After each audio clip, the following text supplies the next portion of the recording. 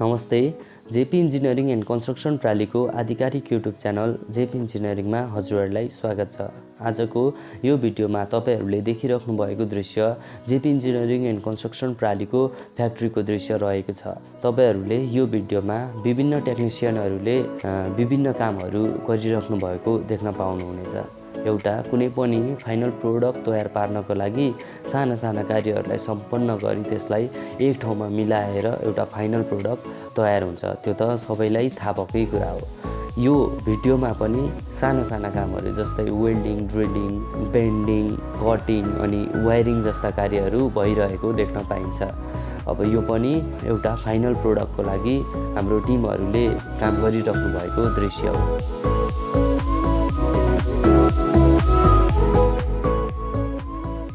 JP engineering and construction प्रालीको स्थापना 2070 सालमा भएको हो र हाल चन्दागिरी 10 काठमाडौँमा यसको फ्याक्ट्री रहेको छ।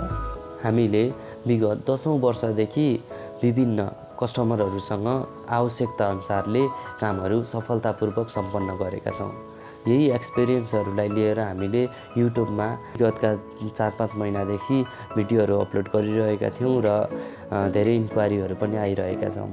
हामीले ती इन्क्वायरीहरू आइराख्दाखेरि हाम्रो फ्याक्ट्रीहरू के कस्ता छन् भन्ने कुरा चाहिँ कुनै पनि भिडियोमा देखाएका थिएनौँ र अब अहिलेको जमानामा सामानहरू भनेको त जसले जताबाट पनि ल्याउन सक्छ। अब मैले एउटा म्यानुफ्याक्चररबाट सामान किनेर कसैलाई बेच्दैछु कि म आफै उत्पादन गरेर बेच्दैछु, अब त्यो कुराहरू पनि कस्टमरले थाहा पाउन आवश्यक छ।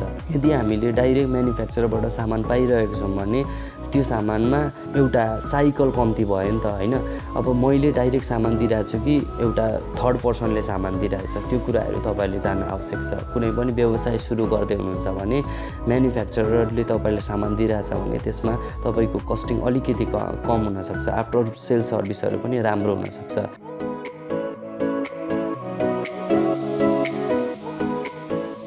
तपाईहरूलाई यो भिडियोको मार्फतबाट हामी यही विश्वस्त दिलाउन चाहन्छौँ कि water treatment plant, juice factory, dairy फ्याक्ट्रीमा चाहिने धेरै उपकरणहरूको कामहरू हाम्रो यही फ्याक्ट्रीमा हुने गर्छ। अब ठुल्ठुला फिलिङ मेसिनहरू जस्ता सामानहरू त बाहिरबाट आउने हो। हामीले चाइना, इन्डिया जस्ता देशहरूबाट सामानहरू इम्पोर्ट गरिराख्छौँ र आवश्यकता अनुसारले हाम्रा कस्टमरहरूलाई दिने गरेका छौँ। तर तीदेखि बाहेक पनि यता स्टिल फेब्रिकेसनका कामहरूदेखि लिएर अथवा एसेम्बलिङ गरेर हामीले हाम्रा कस्टमरहरूलाई सामान दिन्छौँ, जसले गर्दाखेरि चाहिँ उहाँहरूको कस्टिङहरू पनि अलिकति कम हुने गर्दछ।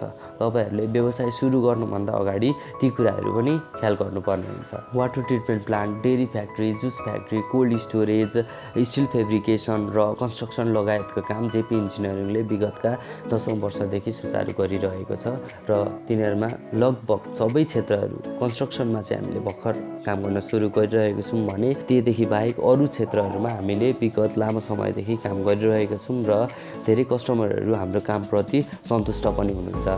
र तपाईँहरूले पनि यी सेक्टरहरूमध्ये कुनै पनि सेक्टरमा काम गर्न इच्छुक हुनुहुन्छ भने तल दिएको नम्बर अथवा हाम्रो फ्याक्ट्रीमै आएर फ्याक्ट्री भिजिट गरेर अथवा अफिस भिजिट गरेर पनि तिनीहरूको बारेमा बुझ्न सक्नुहुनेछ।